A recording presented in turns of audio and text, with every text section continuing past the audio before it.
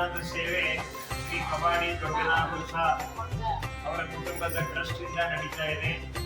ಅವ್ರಿಗೂ ಕೂಡ ಅವರ ಕುಟುಂಬದವರಿಗೂ ಕೂಡ ತಾಯಿ ಅಂಬಾಭವಾನಿ ಸಕಲ ಸನ್ಮಗಳನ್ನು ಉಂಟು ಮಾಡಲಿ ಅಂತ ಕೇಳ್ಕೊಳ್ತಾ ಇದ್ದೀನಿ. ಆಮೇಲೆ ನಮ್ಮ ಸತ್ಯನಾರಾಯಣ ಅವರು ಇದು ರಾಗಿ ಹಸಿಟ್ಟನ್ನ ತೊಗೊಂಡ್ಬಂದ್ಕೊಟ್ಟಿದ್ದಾರೆ. ಇವತ್ತು ಅವ್ರ ಪರವಾಗಿ ಅಂಬಲಿಯನ್ನು ಕೂಡ ಮಾಡಿದೆ.